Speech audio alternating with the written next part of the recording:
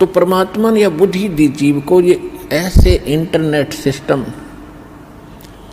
और ये media channels, projector, DVD, CD, mobile, chip, ये मेमोरी कार्ड बनाए दाता ने बनवाए। अब इसमें ठीक है, जो बकवाद करने वाले वो करते रहेंगे, बकवाद कर लेंगे, कितने दिन करेंगे। देखो पुण्यात्माओं, आज गाने सुनते हो आप, या फिल्म देखते हो टीवी पर या मोबाइल में, या बकवाद देखते हैं, सुनते हैं किसी चुटकुले वगैरह। घर में एक दुर्घटना घट जाए, आप सुन के दिखाइए उसने, वह फिल्म का गाना सुन के दिखाइए फिर। तो ऐसे गंदे लोक में हम ये गाने सुने और सुनाएं, गाने गाएं, यहाँ तो रोना पीटना है सबका। और इसमें भगवान की भक्ति साथ लेकर और इस मालिक की आरती दिन रात करो, भगवान की भजन दिन रात करो। ठीक है, कोई दुर्घटना घट भी जाता, मालिक की भजन नहीं छोड़े, आरती इसी तरह करता रहे, इसमें बिल्कुल बंद नहीं करें। क्योंकि दुख हल्का भगवान ही कर सकता है, उसको रोते रोते भी मालिक ने याद करे। तो कहने का भाव ये है कि इस गंदे लोक में हम भूल जाते हैं, किसी के घटना घट गई, हम एक औपचारिकता करने जाते हैं वहाँ पर। अगर वो हमारे आया था और हम नहीं गए तो वो दुख मानेगा।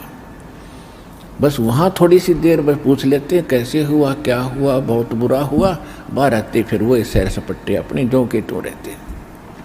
जिसके लागे सो तन जाने, और यह सब के लगेगी, किसी के पहले लग जाएगी, किसी के बाद में लगेगी। यहाँ तो कोई नहीं बचेगा इस मार से, काल के कोल्लू में सब पड़े हुए हैं। और एक दिन इसके पाठ के नीचे आपने आना पड़ेगा। परमात्मा कहते हैं चलती चक्की देख के और दिया कबीरा रो, और दो पाटन के बीच में साबत बचा ना कोई।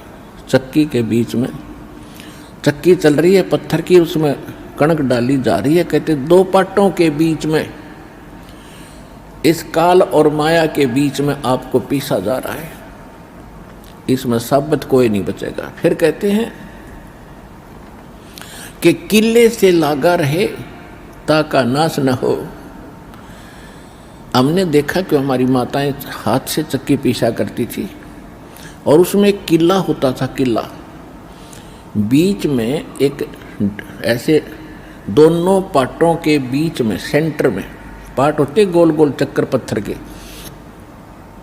उसमें एक तो डंडा सा लगा होता था उसको घुमाने के लिए, और एक उनके सेंटर में एक सुराख सा होता था, उसमें एक लकड़ की ऐसे गोल सी लंबी लंबी सी एक लगी हुई थी गुटका सा, और उसके चारों तरफ उसके खाली स्थान होता था, उसको किला बोलते थे।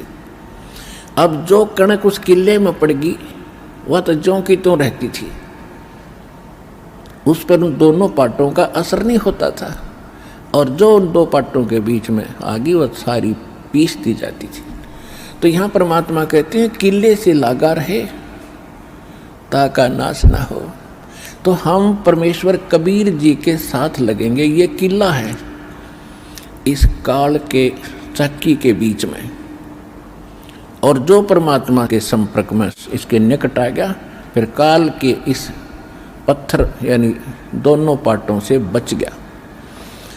तो जो परमेश्वर कबीर जी की शरण में आप आ गए, तो आप उस काल के कोल्लू से, उस चक्कर से यानी पिसने से बच जाओगे। तो प्रसंग चला था कि हम परमात्मा कहते हैं झूठे सुख को सुख कह ये मान रहा मनबोध, ये सकल चबी ना काल का कुछ मुख में कुछ क्रोध। तो परमात्मा ने ये आग पहले नहीं लगने दी शिक्षा की, और कितना प्यार, कितनी आधीन्य, कितनी विनम्रता। और जितने हम विनम्र होंगे, अधीन होंगे, अहंकार रहित होंगे, उतना भगवान हमारे निकट आओगा। आदीनी के पास है ये पूर्ण ब्रह्म दयाल, मान बड़ाई मारियो भाई बेअदबी सिरकाल।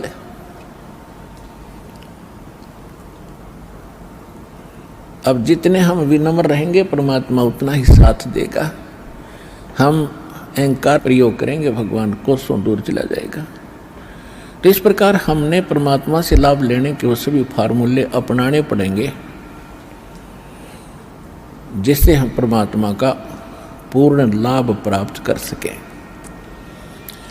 अब जो प्रसंग चला था कि इस 21 ब्रह्मांड में परमात्मा कहते हैं हमने कोई सुखी प्राणी नहीं देखा। कहते हैं घाटे बाद सब जग दुखिया। जिसको घाटा माने हानि होगी, लॉस हो गया बिजनेस में या कोई खेती हानि होगी, फसल नष्ट होगी, वो तो आप पे दुखी। और जिसने लाभ हो गया वो और घना दुखी।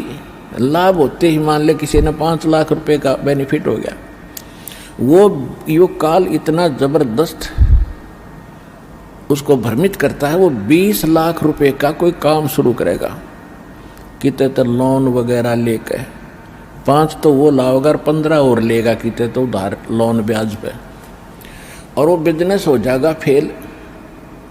वो 20-5 तो वो गए, 15 और उधार वो आगर मांगनी है पीछे पीछे काटे चक्कर। फिर तो कहने का भाव ये है, इन बकवादों को छोड़ के भक्ति विधि अपना के अपना पीछा छुड़वा लो। इतनी सी बात है। परमात्मा 120 वर्ष तो पहले कह के चले गए। अब वो एक अपना एफिडेविट छोड़ गए, अपनी वाणी छोड़ गए भगवान विधान बना के। आज ये दास 20 वर्ष से ये दास लग रहा है इसी को समझाने और बताने के लिए।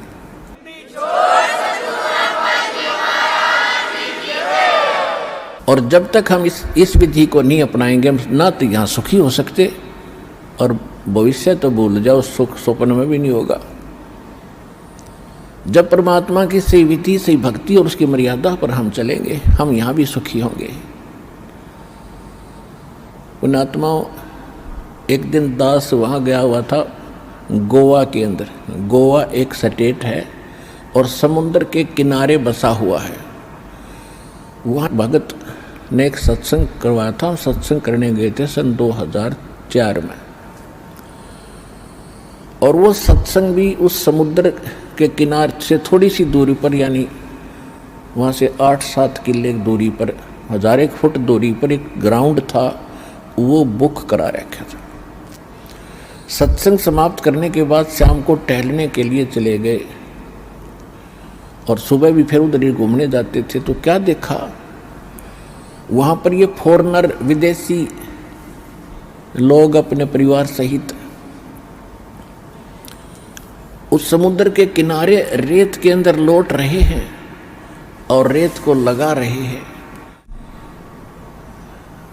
और वो बता रहे थे कि ये कह रहे, अंग्रेजी में बोल रहे थे, कहा बड़ा आनंद आ रहा है, यहाँ पूरी शांति मिलती है। और फिर उनके बारे में ये भी बताया गया कि ये वहाँ अरबपति हैं, अरबपति। इनकी बहुत बड़ी इंडस्ट्री चलती है, इनके बड़े बड़े महल हैं, बड़ी बड़ी कार हैं, 1-1 करोड़ की कार है इनके पास। और उन महलों को जिसमें ये करोड़ों रुपये की कोठी बना कर, करोड़ों रुपये की कार लेकर, वहाँ शांति नहीं। शांति मिली वहाँ कपड़े निकाल के एक लंगोट बांध गए और रेत में पड़े हैं। कहा हाँ यहाँ बड़ी शांति है।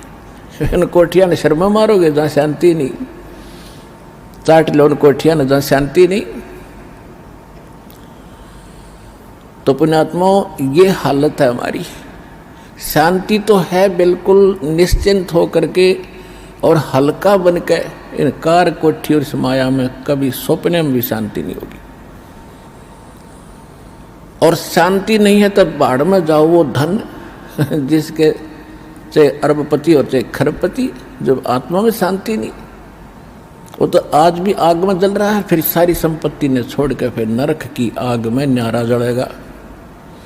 वो यहाँ भी दुखी, उसका परलोक भी दुखी है। तो यहाँ परमात्मा हमें याद दिलाते हैं कि घाटे बाद सब जग दुखिया और के गृहस्थी बैरागी हो। जो घर छोड़ कर चले गए, बैराग ले लिया, जंगल में जा बैठे। अब वहाँ जाकर जंगल में बता कोई बात है, कैसी बुद्धि भ्रष्ट हो रही थी हमारी। अब जंगल में कोई भगवान की तरह पेड़ का बांध रखा के जाते खोल लाऊंगे ये अकल देखो इन्हें। पर आत्मा है ये भगवान के लिए रुक नहीं सकती। जैसा भी इसको गाइड मिलता था ऐसे ये अपनी सौ प्रेरणा से भाग लेती है। अब घर त्याग दिया, जंगल में पहुंच गया, ठीक है, रोटी खा के गया होगा सुबह सुबह तो शाम तक कोई दिक्कत ना लेकिन शाम में भूख फेर लगेगी, रात काट लेगा जैसे तैसे, सुबह नहीं होगी उस पर।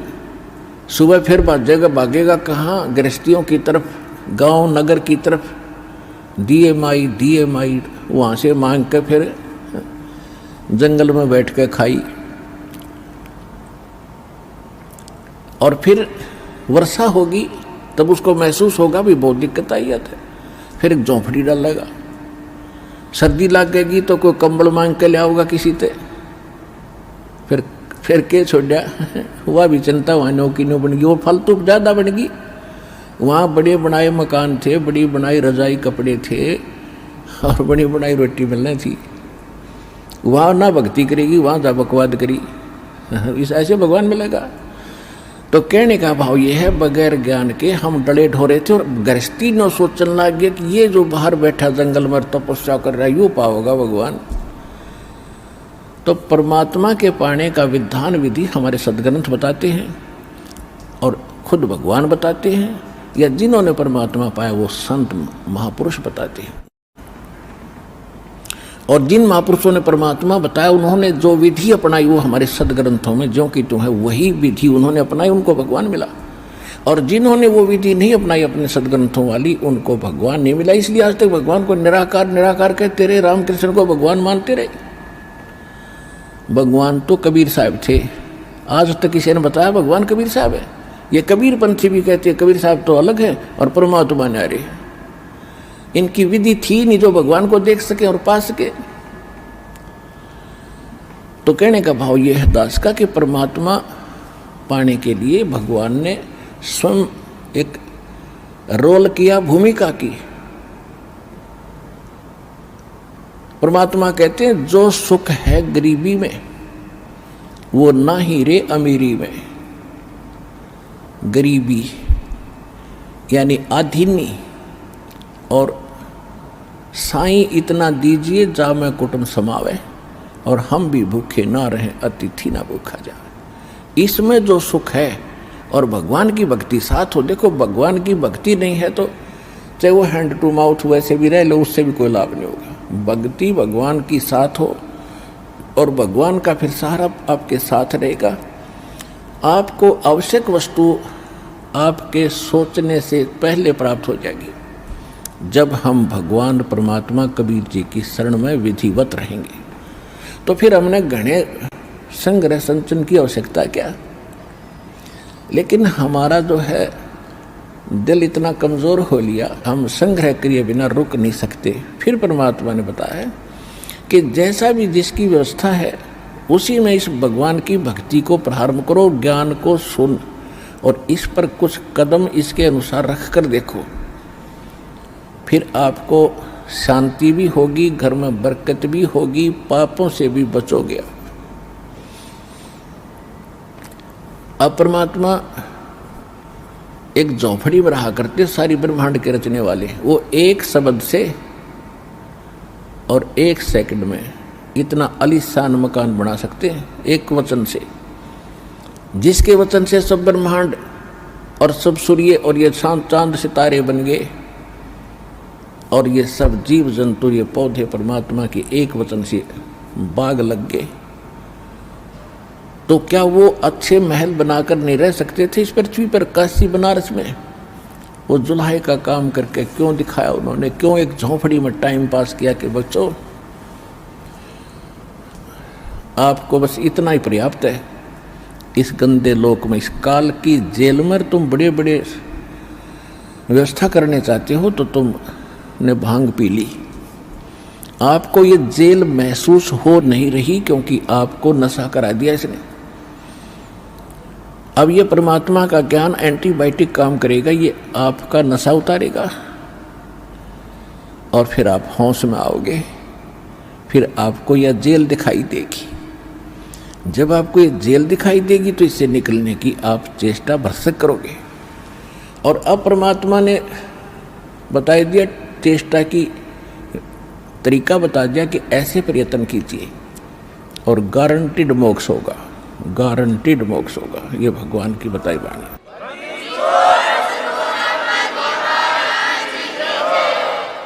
तो क्या बताते हैं कि हम समझा करते जो जंगलों में चले गए और धुने लगाकर आग अग्नि जलाकर बैठे हैं आसन पद्म लगा कर, गृहस्थी ये सोचा करते थे भगवान तो ऐसे मिलेगा। हम ऐसा नहीं कर सकते, हम बच्चे नहीं छोड़ सकते, ना इतना समय हम निकाल सकते। इसलिए हमने भगवान को खोजना बंद कर दिया। क्यों? इस तरह डले ढुए नहीं और भगवान मिले नहीं। फिर भी दुख होता था, अपनी छोटी मोटी क्रियाएं भगवान की करते ही रहते थे, क्योंकि आत्मा परमात्मा के बिना नहीं रह सकती। ये मन है, ये बकवाद करवाता है। इसके साथ इसका जोड़ा कर दिया काल ने कि इसको भ्रमित रख, इसको भयभीत रख, तेरा ये नुकसान हो जाएगा, ये नुकसान हो जाएगा। वहाँ सत्संग में गया तो यहाँ पीछे से हानि हो जाएगी। इसको ऐसा भयभीत करके वहीं बैठा लेता है, यहाँ नहीं आने देता। और वहाँ रहते रहते सारा परिवार का परिवार नष्ट हो जाता है। तब कौन सी रक्षा कर ली आपने? रक्षा करने वाला भगवान, इससे आप दूर कैसे बात बनेगी आपकी? अब जैसे एक बार ये दास जब ये दीक्षा ली थी, ये ज्ञान समझ में आया था, सर्विस भी करता था। तो जब ये ज्ञान समझ में आता तो अपने साथी कुलिक को, सभी को, जो भी संपर्क में होते हैं, ज्ञान सुनाना हमारी मजबूरी बन जाती है और ज़रूरी बन जाता है। ऐसे ऑफिस के अंदर दास ने जिक्र किया तो एक हमारा जो साथी था वो कहने लगा, भाई आपने संत तो देखे नहीं है। माँ भी कैसे? कि एक बार मैं चला गया हरिद्वार और आगे पहुंच गया ऋषिकेश। ऋषिकेश की झाड़ियों के अंदर मैं घूमता घूमता गया। आगे क्या देखा कि 10-20 व्यक्ति बैठे एक वृक्ष के नीचे और जंगल की तरफ टकटकी लगाए बैठे। मैं वहाँ गया, उनसे पूछा यहाँ क्या देख रहे हो? उन्होंने बताया कि यहाँ एक महात्मा रहता है, बड़े सद्पुरुष हैं और केवल एक केले के पत्तों को लंगोट के स्थान पर बांधते हैं पर्दे पर, और ना नगर में आते ना बस्ती में, इस जंगल में घूमते रहते हैं, गुफाओं में रहते हैं। और उसके दर्शन यदि हो गए तो बेड़ा पार हो जाएगा। एक उन्हीं में से कह रहा था, एक दिन मैं यहाँ सुबह सुबह वक्त से आ गया और मैं ऐसे ही देख रहा था, उस महात्मा ने मुझे देख लिया, वो मेरी तरफ ही आ रहा था। मैं उसको नहीं देख सका, वो मुझे देखकर वापस भाग लिया। मैंने उसकी पीठ देखी थी, जब चेहरा देख लेता था, दर्शन हो जाते तो बेड़ा पार हो जाता। अब मुझे तो मालूम था कि उनको आगे बात बढ़ाना मैंने उचित भी नहीं समझा। मैं भाई ठीक है, अब इतने रंग में रंगे हमने कक्का पता नहीं। अब इसके विषय में सुख संवेद में क्या बताया है कि डंब करे डूंगर चढ़े। एक समय दास अपनी ड्यूटी पर जा रहा था मोटरसाइकिल पे, और उस समय क्या देखा कि एक ऊंचा सा स्थान था गांव से बाहर, ऊंचा टीला, ऊंची स्थान थली सी थी, उस पर 10-20 वृक्ष थे और नीचे एक तालाब था। वहाँ एक संत बैठा, साधु, धूना लगा के, और कई भक्त उसके चारों तरफ गांव के लोग बैठे। कोई जा रहा था तो हमने पूछा, भाई ये कौन है? कि बड़े पहुंचे महापुरुष बाबा तपस्या कर रहा है, और दूर तक दिखा साफ हो बैठा। माँ भी ठीक है। तब तक हमने नाम लिया नहीं था। अब नाम लेने के बाद परमात्मा के ज्ञान के प्रकाश में दिखाई दिया, वो तो डले डोए था, पशु था। क्या बताते हैं कि डंब करें, पाखंड करें। डंब माने पाखंड, डंब करें डूंगर चढ़े। डूंगर माने ऊंचे स्थान पर बैठेंगे, न सब न दिखूं, तपस्या कर रहा हूं। डंब करें डूंगर चढ़े अंतर झीनी झूल, और जग जाने यो भक्ति करे यो बोवे सूल बबूल। जो साधना ये संत ऋषि महात्मा, हम जिनको महात्मा मान्या करते, जो ये साधना भक्ति कर रहे हैं, कोई है प्रमाण किसी सदग्रंथ में या किसी महापुरुष ने किया जिसने भगवान मिले, जिसमें आदरणीय गरीबदास साहिब जी, आदरणीय नानक साहिब जी, आदरणीय दादू साहिब जी, आदरणीय गीसा साहिब जी, आदरणीय मुल्कदास साहिब जी, आदरणीय धर्मदास साहिब जी, ये पहुंचे हुए संत थे, परमात्मा पाया था इन्होंने किए कभी ऐसे साधनाएं। और ब्रह्मा विष्णु महेश तीनों गृहस्थी, और इनको पाने के लिए जंगल में लंगोट बांध के बैठे ब्रह्मचारी बन के। हद होगी हमारी बुद्धि का, पत्थर पड़ गए थे, कभी ज्ञान नाम की चीज नहीं थे हमारे पास। अब क्या बताते हैं कि डंब करें डूंगर चढ़े अंतर झीनी झूल, और जग जाने यो भक्ति करे यो बोवे सूल बबूल। अब ये तो ड्रामा करते हैं कलयुग के जो कर रहे हैं। सुबह जैसे गर्मियों के दिनों में 40 दिन तक 5 धोने लगा कर बीच में बैठ गया, 40 दिन में होगी अमर काया, वाह भाई वाह। या फिर झरना बैठ गए, कहते ये तो है एक ड्रामाबाजी। और पहले ऋषि महर्षि तन मन धन से भक्ति करते थे, हजारों वर्षों तक उनकी लंबी आयु होती थी, तपस्याएं करते थे, उनको कुछ नहीं मिला, क्योंकि ये परमात्मा प्राप्ति का साधन ही नहीं है। इससे क्या होता, तप से राज मिलता है, तप से राज मदमानम, और जन्म तीसरे शुक्र सवानम। जैसे सदग्रंथों में भी लिखा है, तपेश्वरी सो राजेश्वरी, राजेश्वरी सो नरकेश्वरी। तपेश्वरी, तपेश्वर यानी तपस्वियों में सबसे श्रेष्ठ, घना तपस्या करने वाला। और राजेश्वरी, वो राजाओं में सबसे ज्यादा ताकतवर और धर्मान राजा होगा। और जितना ज्यादा अक्षेत्र जिसके पास होगा वो ताकतवर माना जाता है। राजेश्वरी सो नरकेश्वरी, इतना ही नरक उसने घना मिलेगा, वो नरक में भी सबसे आगे पड़ा पाओगा, सबसे ज्यादा समय तक रहेगा, वहां भी नरकेश्वरी होगा वो। तप से राज, सूक्ष्म वेद में लिखा है, तप से राज और राज मदमानम, और जन्म तीसरे वो शुक्र सवानम। तब से राजा बनेगा, राजा में अभिमान होता है, वो उल्टे कर्म करते पीछा नहीं देखता। अपने राज्य के विस्तार के लिए, अपनी प्रभुता बनाने के लिए दूसरे राजाओं पर चढ़ाई कर लेते, उनके राज्य को हड़प करने के लिए। और ना जाने कितने नौजवान बच्चों को मरवा देते, सैनिकों को। और फिर आप कहाँ गए, कहाँ उनके राज आज गधे बनकर घूम रहे, वो कुत्ते गधे सुअर की योनि में राजा लोग। ये अनमोल मनुष्य जीवन ये डले डौण के लिए नहीं मिला था, ये बकवादों के लिए प्राप्त नहीं हुआ था। ज्ञान ना होने से हम इस काम लाग गए, भगवान तो मिला ही नहीं। जब भगवान नहीं मिला तो फिर बकवादों में लगेगा। जैसे गाय के बच्चे को जब वो माँ का दूध पी रहा होता है तो क्या करता है धनी, उसको माँ का स्तन छुटवा के अपने हाथ की उंगली दे देता है 2 मुख में, और वो थोड़ी देर तो उसको ऐसे ऐसे मारता चूसता रहता है जैसे दूध होगा इसमें। वो उसको धीरे धीरे ले जाकर खुट्टे तो बांध देता है रस्से ते, और वो थोड़ी देर तो उसको चूसता फिर वो छोड़ देता है कि उसमें तो वो आनंद आ ही नहीं रहा जो माँ के स्तन में था। फिर वो क्या करता, या तो ऐसे ऐसे करता, या फिर उसमें द्वार का शर्मारन लग जाएगा या कूदन लग जाएगा। यानी जब उसको आनंद आ रहा था तब तो निश्चिंत वो आनंद ले रहा था, और जब वो छूट गया तो आनंद जिसको उसने उंगलियों को सतन मान कर थोड़ी देर तक चूसा वो छोड़ दिया, क्योंकि उसमें वो आनंद नहीं। फिर लगा टक्कर मारने द्वारों का। तो हमारे साथ वो बन गई।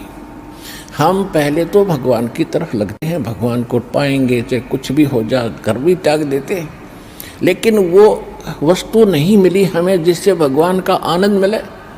हमने ये नकली साधनाएं तो मुंह में उंगली दे रखी थी, या कितनी देर आनंद देगी। अंत में इसको छोड़कर हम फिर बकवादा बढ़ गए, सिद्धियाँ प्राप्त कर ली, एक दूसरे पर प्रभु पा के, फिर पता नहीं क्या क्या उद्मस्तारण लग गए, सब कोठी बनाने पर लग गए। फिर वो भूल गए सारा साधन, क्यों भगवान मिल नहीं रहा, क्योंकि हमने सतन नहीं मिला माँ का, हम उंगलियां मुंह में लिए फिरे थे। तो जितनी साधना है इस दास के अतिरिक्त तो साधना दास बताता है, ये सारे ऐसे ही मुंह में उंगली दे रखी इन संतों ने, इनको मूर्ख बनाने के लिए श्रद्धालुओं को। ये कभी वो आनंद प्राप्त नहीं कर सकते, यानी मोक्ष प्राप्ति कभी नहीं हो सकती।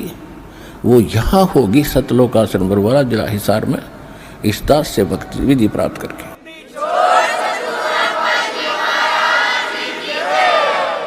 तो क्या बताते हैं, केले की कोपीड है और फूल पान फल खाही, नर का मुख नहीं देखते वो बस्ती डकट ना जाही। वो जंगल के रोज हैं जो मनुष्यों बिद के जाही, निस दिन फिरो उजाड़ में नो परमात्मा पावे नाही। कितना सिंपल साधारण तरीके से बता दिया कि केले की कोपीन कोई संत बांध रहा है, यानी केले का पत्ता पर्दे पर बांध रखा, वस्त्र नहीं पहन रखे, और पत्ते फूल फल खा के और जंगल में रहता है, और बस्ती के निकट भी नहीं जाता, आदमी का मुख भी नहीं देखता, उनसे दूर भाग जाता है। जैसे कहते हैं केले की कोपीन है जो फूल पत्ते फल खाही और नर का मुख नहीं देखते। उस संत के बारे में वो यही बता रहा था कि वो आदमी के दर्शन नहीं करता, ना दर्शन देता। नर का मुख नहीं देखते जो बस्ती निकट ना जाही, वो तो जंगल के रोज हैं। ये नील गाय है, वो धके खान दिया अंडे सारे दिन नील गाय उन्हें मिल गया भगवान। अर्चे निस्तिन फरो उजाड़ में नो परमात्मा पावे नाही। फिर क्या बताया कि डेरे डंडे खुश रहो, ये खुश रे लहन मोक्ष। और ध्रुव पर लाद जब पार हो गए थे फिर गृहस्थी में के दोष। कितना साधारण तरीके से हमारा जो अज्ञान अंधेरा साफ किया भगवान ने, कि आप जी ध्रुव जी को प्रहलाद जी के तो खूब गुण गाते हो कि मुक्ति प्राप्त कर गए। ये क्या थे, ध्रुव 5 वर्ष की उम्र में घर छोड़ गया था और इसने परमात्मा मिल गए जो इन्होंने, क्योंकि ये पिछले ही, अब ध्रुव को तो मिल गए और लाखों वर्ष बैठिए उन्हें ना मिले। कहने का भाव ये है कि पिछले जन्म जन्मांतर से कोई साधना करता हुआ आ रहा था और उस साधना के कारण कौन मिला, इसको विष्णु आ गया। और विष्णु से इसने क्या मांगा, मुझे अटल राज दे दो, तो इसने राज दे दिया क्योंकि इसका वर्क डन मिल गया। मोक्ष नहीं हुआ, भगवान से दोहरा बैठा रहा, जब तक सतलोक नहीं जाएंगे इतना उस भगवान के मिलने का लाभ क्या हुआ। 120 वर्ष परमात्मा यहाँ रहे, काशी में ना जाने कितना ने देखे, और भगवान शंकर और पार्वती इकट्ठे रहा करते, जब तक नाम नहीं ले लिया पार्वती ने उसकी उतनी भी राहत ना मिली जो उस मंत्र से मिलनी थी जो शंकर जी देते। तो भगवान के मिलने मात्र से मोक्ष नहीं है। तो कहने का भाव यह है कि ध्रुव ने फिर राज्य किया, विवाह किया, और उसके जो मौसी का लड़का था उत्तम वो मारा गया था, उसकी पत्नी भी फिर उसी के साथ रही। उसके बाद प्रहलाद ने ब्याह किया, संतान हुई।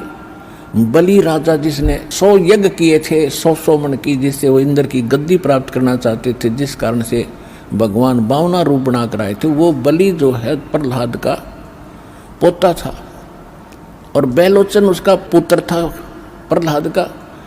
तो प्रहलाद ने ब्याह करवाया, ध्रुव ने ब्याह करवाए। तो यहाँ परमात्मा समझाना चाहते हैं कि डेरे डंडे खुश रहो। डेरा माने घर। कई ये कहते हैं कि गुरु जी ब्रह्मचारी हो और चेले गृहस्थी हो, वाह रे शेरो। अब भक्ति तो देखो दोनों ने करनी पड़ेगी, गुरु जी ने भी और चेले ने भी, और एक जैसा। और ठीक है, जो ब्रह्मचारी रहना बुरा नहीं, और केवल ये कहना कि ब्रह्मचारी ही गुरु हो सकता है, ये मूर्खता है। परमात्मा विधि विधान से मिलेगा। उसको कहते, परमात्मा कहते हैं अगर तुम यही मानते हो कि बाल ब्रह्मचारी रहे और जंगलों में रहे और तभी भगवान मिलेगा, उसके लिए उदाहरण दे रहे हैं कि डेरे डंडे खुश रहो, ये खुसरे लहना मोक्ष, ये हिजड़े पार ना होते।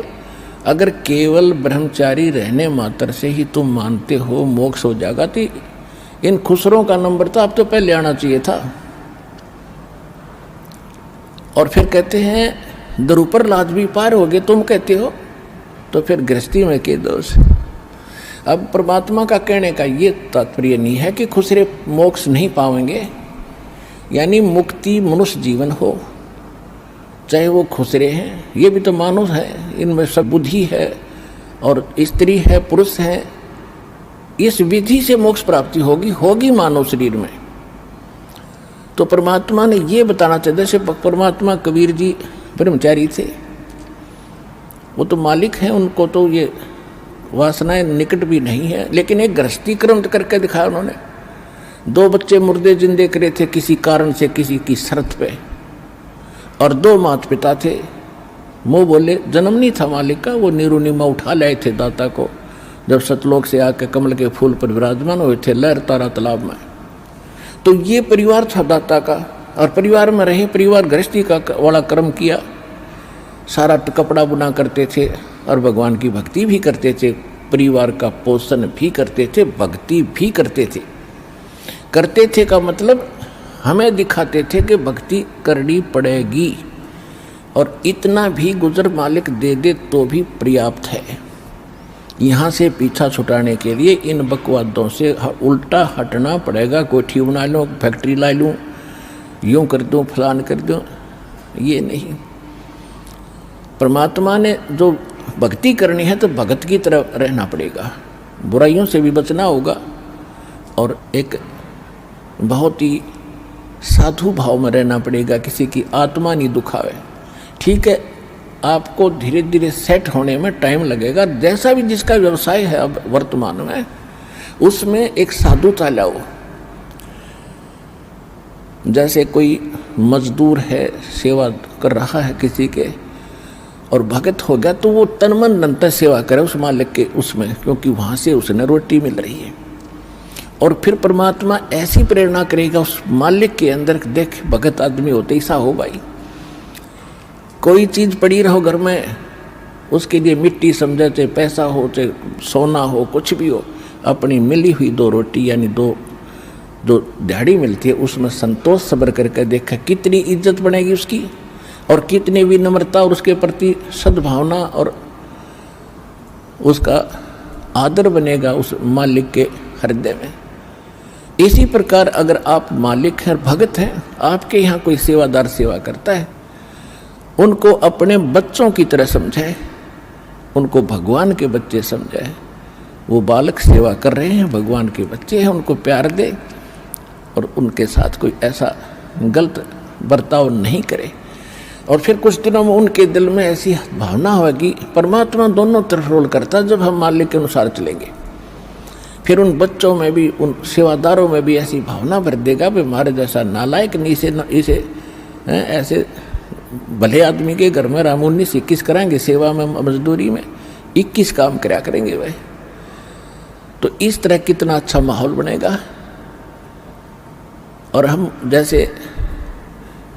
जैसे मालिक तो समझता है कि पैसे दो 100 रुपये और काम खींचूँ 1000 का, और मजदूर क्या समझते हैं, रुपये लेवा 500 और काम करा 100 रुपया का। दोनों की नीयत खराब और दोनों दुखी, कर्म भी बिगड़े, टेंशन बनी रहे। तो इस प्रकार हमने अपने इस अंतःकरण के अंदर एक साधु भाव लाना पड़ेगा, और तब देखना आपका वातावरण कैसे बदलने लगेगा, कैसे बदलने लगेगा, पूछो मत।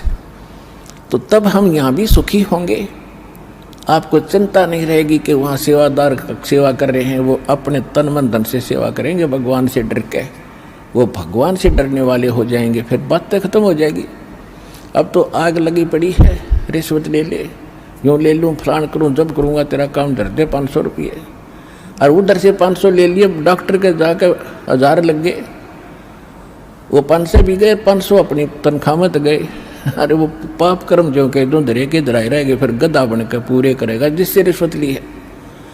तो इसी विघ्न में पैर दो मत, ये भगवान बताना चाहते। और जब आपको ये ज्ञान होगा ना, जहर दिखाई देगा आपको, और जब आप नेक नीति से चलोगे तो पूछो मत। अब दास बहुत देखता है, एक छोटा सा बच्चा ने बोला जी 55 रुपये पाए मैंने पड़े, वो घर पे ले आया, घर वाले बोले ना बेटा हमने नीचे धर दे, अपना दान पात्र में डाल दिए, इस वजह हम नहीं खाएंगे।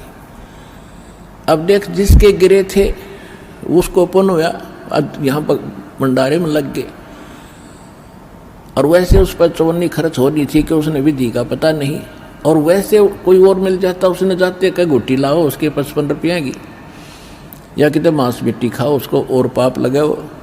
तो इस प्रकार हमारी नीत साबित होगी, भगवान खुश होगा, और जब भगवान खुश हो गया तो फिर कमी नहीं रहेगी। हमने परमात्मा को प्रसन्न करना है, और परमात्मा प्रसन्न होगा तो फिर कमी किस चीज की, फिर तो क्या बताते हैं परमात्मा, साईं इतना दीजियो जामे कुटुम समावे, हम भी भूखे ना रहे, अतिथि न भूखो जावे।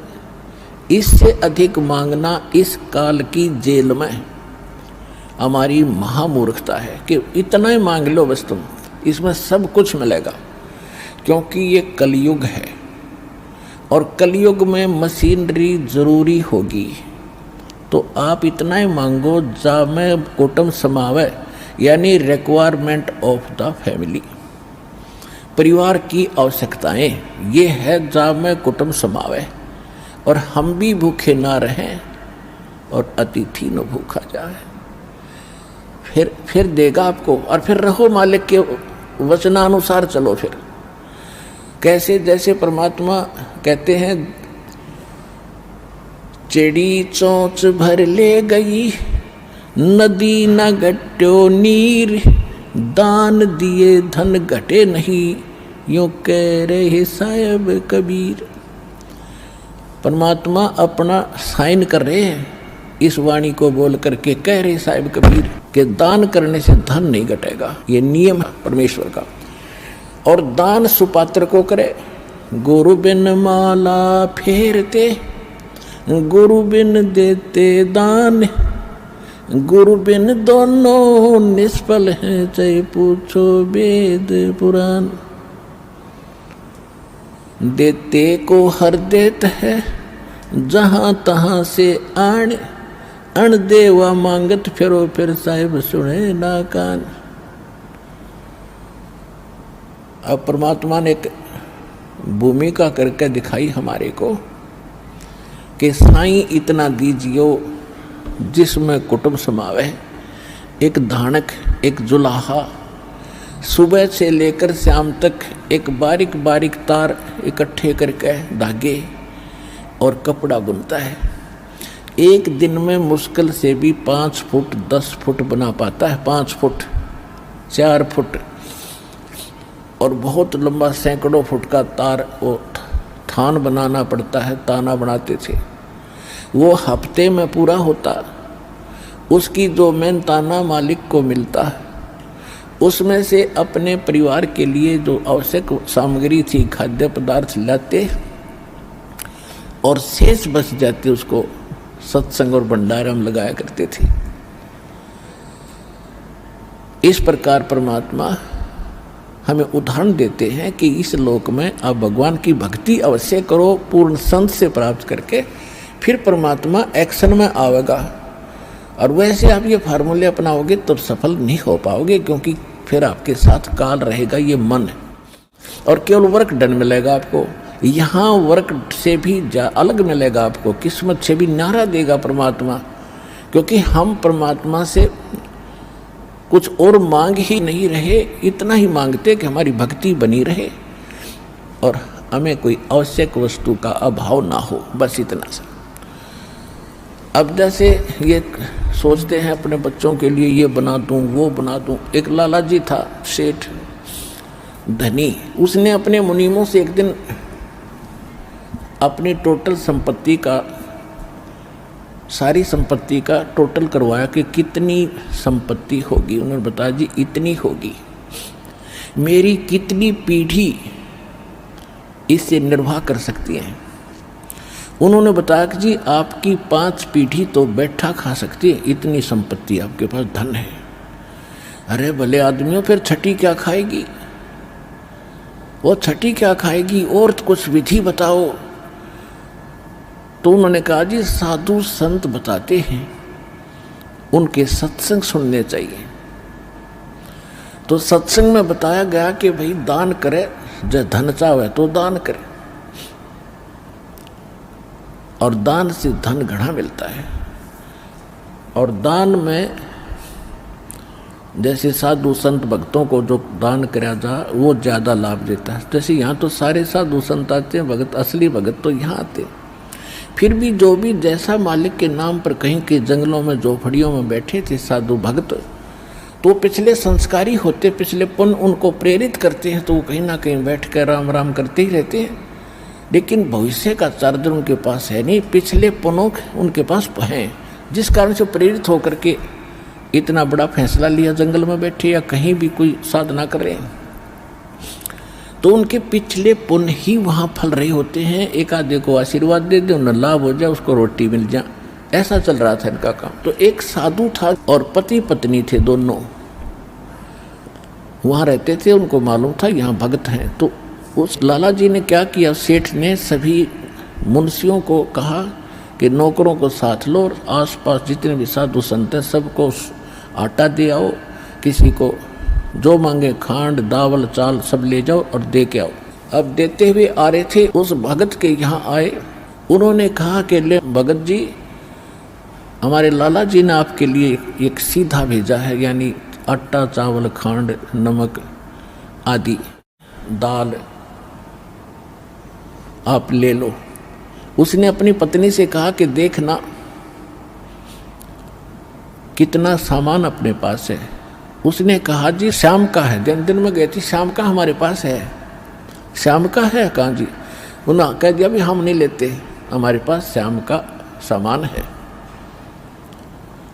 तो वो कहने लगे, भगत फिर कल भी खा लियो। बोला कल की कल देखी जाएगी, अब नहीं ले हम। बोले कमाल की बात है। उन्होंने नहीं लिया तो वापस लेकर आ गए। वो सेठ ने पूछा तुम दे के क्यों नहीं आए? वो एक और वहाँ भी था, उसने गिन रखे थे, सारे गिनवा रखे थे। उन्होंने कहा जी उन्होंने ये नहीं लिया। क्यों नहीं लिया? उसने ये कहा कि शाम का तो है, सुबह का भगवान और देगा, आप देगा, हम टेंशन नहीं लिया करते। अब उस लाला जी का सिकरो घूमया फिर दिमाग का, अरे तेरा गजब हुई हो, मैं तो छठी पीढ़ी का ठेका ले रहा हूँ, सुबह की भी परमात्मा पर छोड़ दी। वहाँ से चलकर वहाँ आया, उसने पूछा कि भाई आप ऐसा निर्णय क्यों ले रहे हो, भूखे मरोगे? भूखे, वो कहने लगे भूखे मरा करें वो जो भगवान पर विश्वास नहीं करते, और हमें भगवान आगे से आगे देता। उसने क्योंकि ज्ञान सुन रखा था, लाला जी को बैठा लिया। कहते माँ के पेट में जब आप थे किसने चिंता थी तेरी? तो हाँ यह तो बात सही है। जब आप माँ के गर्भ से बाहर आए, आपका दांत नहीं थे, आप रोटी चावल आटा नहीं खा सकते थे, और उससे पहले आपकी माँ के स्तन में दूध भी नहीं था, हक नहीं था। बाहर आते ही बालक कितना चिंतित है, आपको अमृत दूध पिलाया। अरे अब तू ठेकेदार हो रहा छठी पीढ़ी का, तेरी बुद्धि भ्रष्ट होगी लाला जी। और गधे की योनि में जागा तू। तेने बोला जी कि एक रूम तो मेरे गया कि एक रोनी कोड इकट्ठा कर लिया तने, पाप का भागी तू होकर खाएंगी तेरी पीढ़ी। वो अपनी किस्मत साथ लेकर आएंगी, तेरे भरोसे नहीं है। अब क्या करूं, मैं तो मर गया। जो बोला इसने बांट दे, धर्म कर दे, तेरी जान बचेगी। तब उस लाला जी ने वो भंडारा शुरू किया, धन भी नहीं बचेगा तेरा। तो कहने का भाव यह है पुण्यात्माओं, हमने हम तो बहुत लंबा चौड़ा हिसाब लाए बैठे हैं और एक पल का भरोसा नहीं। देखो अंत में आपने इस स्थिति में आना पड़ेगा और जिस स्पीड पर आप चले इसका कोई अंत नहीं। आज किसी के पास एक प्लाट है और थोड़ा सा जुगाड़ होते नहीं सोचे एक और लूँ, और फिर और जुगाड़ हो गया तो एक और लूँ, वहाँ थोड़ा सा ठीक मिल रहा है, रेट ज़्यादा होने वाले हैं, वहाँ भी दाव लग गया तो 30 चौथा और दूसरे शहर में ले लूँ, इतने मृत्यु हो जाएगी और फिर कुत्ता बन के वहाँ घूमया करेगा सैर सपाटे करता। यह बात आपने याद रखनी पड़ेगी, या 101% सत्य है। अब जो आपको दास ने परमात्मा की वाणी सुनाई थी कि सुरपति दुखिया भूपति दुखिया अरे रंग दुखी बपरीति हो। अब सुरपति देवताओं का राजा इंद्र बहुत दुखी, इसका इतिहास पढ़ के देखियो इंद्र का पुराणों में। कहते हैं एक बार एक ऋषि ने इसको श्राप दे दिया इंद्र को, उसका स्वर्ग उजड़ गया और इंद्र मांगता फिर जंगल में धक्के खा रहा। और फिर कभी देखते हो राक्षसों ने चढ़ाई कर दी, देवताओं का राक्षसों का लठबाज रहा है झगड़ा हो रहा है, और मृत्यु के बाद फिर इंद्र गधा बनता गधा। तो यहाँ कहते हैं सुरपति दुखिया भूपति, सारी पृथ्वी का राजा भी दुखी, और रंग दुखी बप्रीति हो। निर्धन तो स्वाभाविक दुखी, उस पर सारी आपदाएं आती ही हैं जब तक वो भगवान की शरण में नहीं आता। जब वो परमात्मा की पावर से जुड़ जाता फिर रंग हो और चाहे राजा हो, परमात्मा तो उनको सब अपने हिसाब से डील करेगा। फिर परमात्मा कहते हैं कहे कबीर और सब दुखिया एक संत सुखी मन जीती हो। अब आपने मन जीतना पड़ेगा, आपने मन जीती बनना पड़ेगा। कैसे? जैसे एक रंका और बंका नाम के दो पति पत्नी भगत थे और परमात्मा आए हुए थे। परमात्मा क्या करते हैं, आपको वेदों से भी प्रमाणित किया है कि जब चाहे कहीं पर भी एक साधु संत रूप बनाकर वो कुछ समय उस क्षेत्र में रहा करते, क्योंकि वहाँ उनकी कुछ पुण्य आत्मा होती थी, उनको फिर से चार्ज करते थे, ज्ञान सुनाते थे, माया से हटाते थे और भक्ति में जोड़ कर उनके पुण्य कर्म बना के वहाँ से अंतर्ध्यान हो जाते थे। और उसी समय नामदेव जी महाराष्ट्र के अंदर नामदेव जी छिप्पी जाति में ये भी प्रकट थे। ये पहले ओम नाम का जाप करते थे। ये पिछले जन्म के पुण्यकर्मी प्राणी ही होते हैं जिनमें बचपन से ही परमात्मा की तड़प होती है। तो ओम नाम का जाप करते थे ओनली, और उस समय भी उन्होंने काफी चमत्कार दिखा दिए थे। लेकिन फिर परमात्मा आए और उस प्यारी आत्मा को समझा कि इस ओम से ऊपर एक और मंत्र है। अकेले ओम का मंत्र तो इस ब्रह्म का है, और इस जेल से छूटने के लिए 3 मंत्र का जाप है। ओम तत् सत, और तत् और सत ये सांकेतिक है। अब नामदेव जी को काफी मालिक ने समझाया, तब उनकी समझ में आई।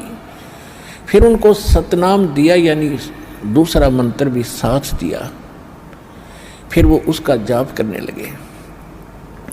अब गरीबदास साहिब जी ने बताया कि नम छिपा ओम तारी, पहले केवल ओम में लौ लगा रखी थी, ओम में लगन थी और कोई जाप नहीं करता था।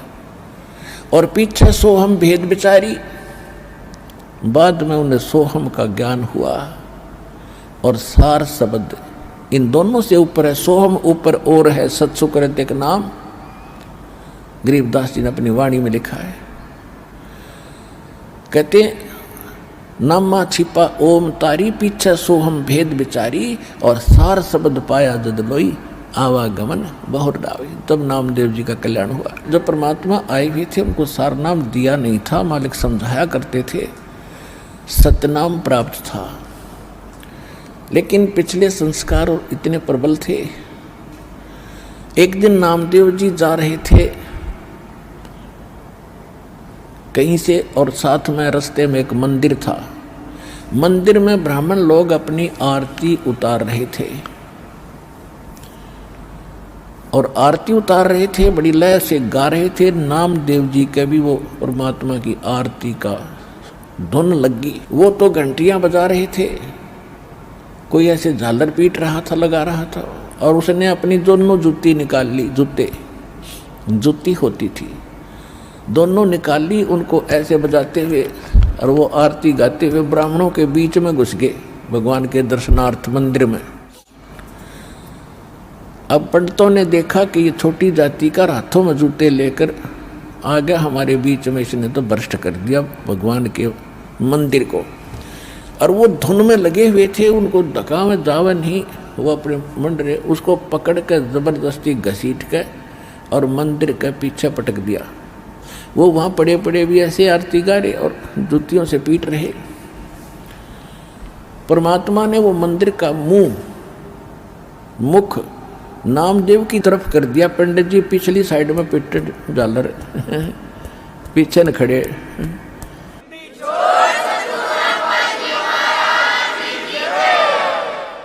अब नामदेव जी चले गए रंका और बंका, और एक उनकी लड़की थी वंका।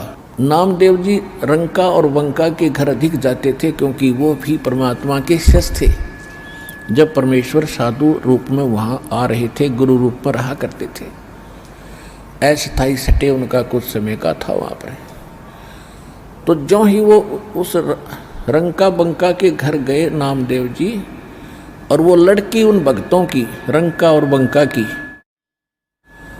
एक पट्टी तैयार करे थी, जैसे अपने देसी औषधि बना के हल्दी कूट के तेल में पका के। नामदेव ने पूछा, बहन क्या कर रहे हो ये? वो कहने लगी, भाई तेरे खोदे हुए खड्डे आंट रही हूँ।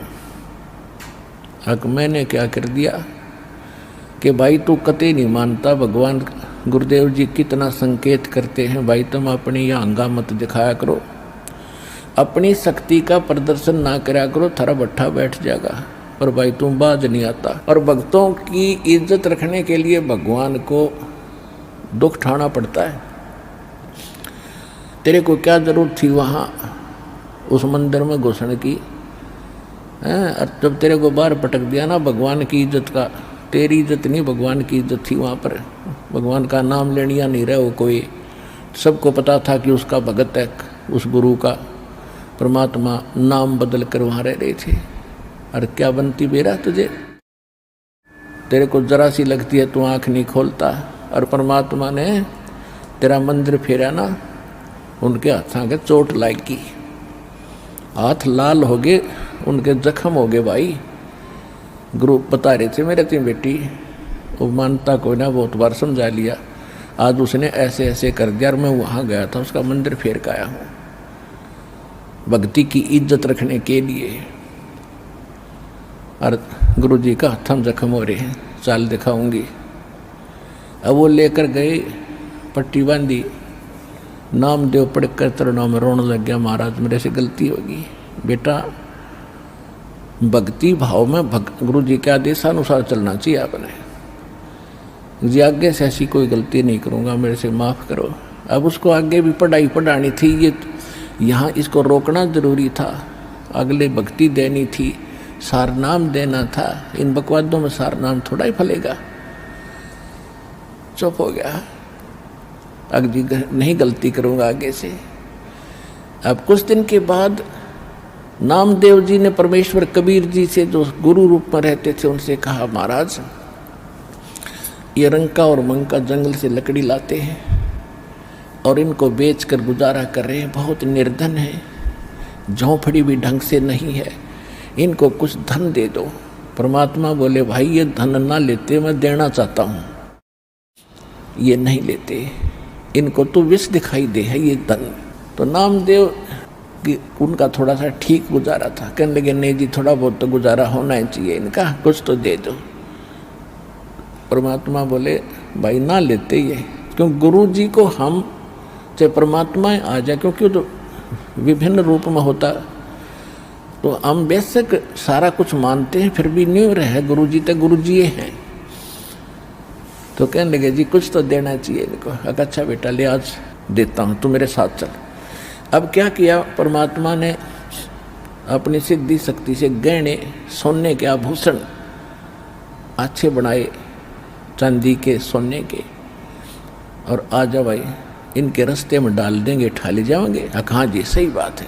वो लकड़ी लिए आ रहे थे, वह बंका पीछे थी, रंका आगे आगे आवा था, सिर पे लकड़ियों का बंडल था। वो 100 फुट पीछे थी, 100-150 फुट, रंका आगे आ गया था। क्या किया रास्ते में, वो सोने के आभूषण डाल दिए और नामदेव और परमात्मा एक झाड़ी के पीछे बैठ गए।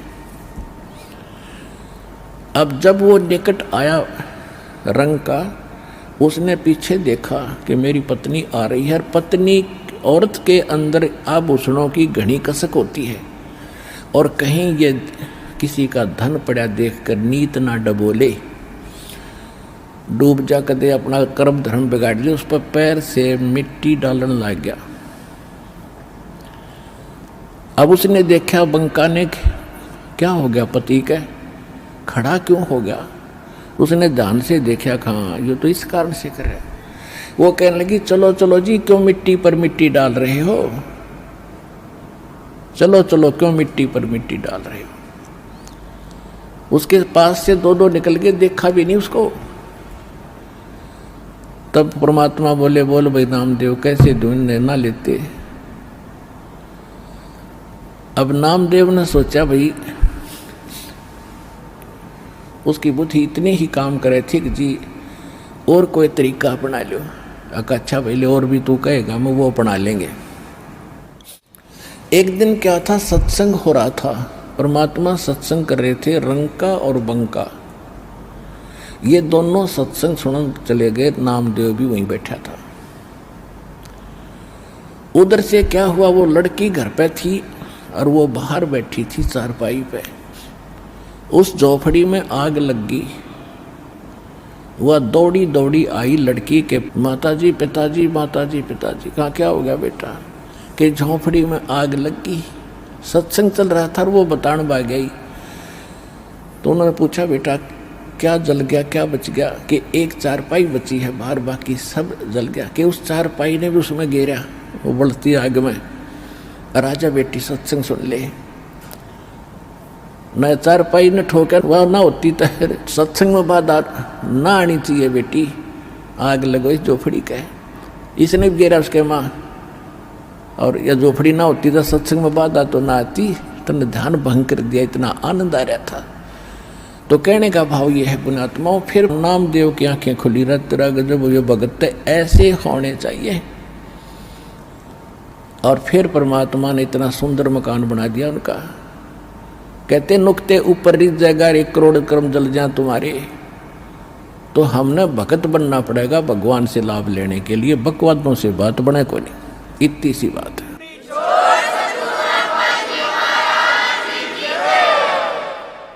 साईं इतना दीजियो हो जामे कुटुंब समावे, हम भी भूखे ना रहे अतिथि न भूख हो जावे।